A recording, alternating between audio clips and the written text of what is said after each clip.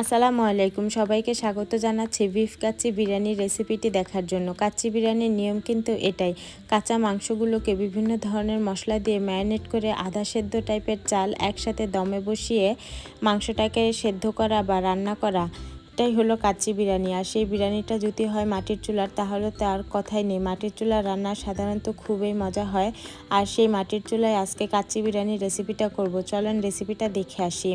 এখানে 3 কেজি পরিমাণ গরুর মাংস নিয়েছি। এখন এর মধ্যে দিয়ে দিব আদা রসুনের পেস্ট, তারপরে দিয়ে দেব কাঁচা পেঁপে, বাদাম আর হলো জয়ফল, জয়িত্রী একসাথে ব্লেন্ড করে নিয়েছিলাম, সেটা দিয়ে দিলাম। দিব টক দই, তারপর দিব 2 চামচ জিরার গুঁড়া, 1 চামচ ধনিয়ার গুঁড়া, 1 চামচ মরিচের গুঁড়া, গোটা গরম মশলা আর পরিমাণ মতো লবণ।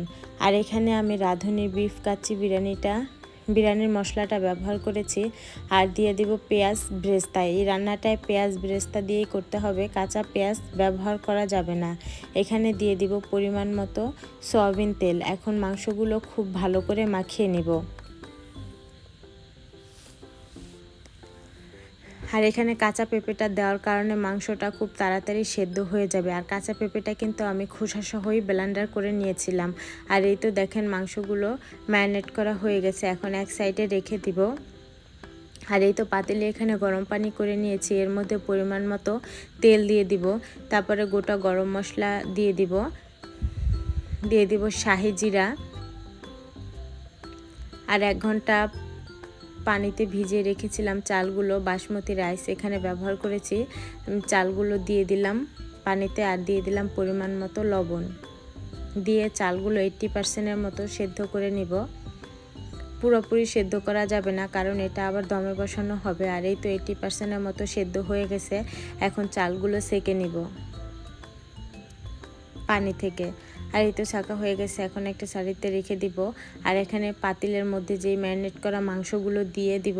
এখন হাত দিয়ে খুব ভালো করে মাংসগুলো বিছিয়ে দিব একটার উপর আরেকটা থেকে। এখন এখান থেকে অর্ধেকটা পরিমাণ রাইস দিয়ে দিব মাংসের উপরে, দিয়ে ভালো করে ছড়িয়ে দিব।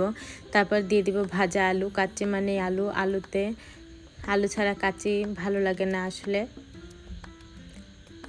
আর এই তো এখন দিয়ে দিব উপর থেকে যেই রাইসগুলো ছিল, ওই রাইসগুলো এখন দিয়ে দিব। এই তো হাত দিয়ে খুব ভালো করে ছড়িয়ে দিচ্ছি রাইসগুলো। দিয়ে দিলাম উপর থেকে বেরেস্তা, তারপর ধনেপাতা কুচি, কেওড়া জল, শাহি একটা ফ্লেভারের জন্য কেওড়া জলটা ব্যবহার করেছি। আর দিয়ে দিব কাঁচামরিচগুলো ভাতের মধ্যে গেঁথে গেঁথে দিচ্ছি, যাতে তাড়াতাড়ি ভালো করে সেদ্ধ হয়।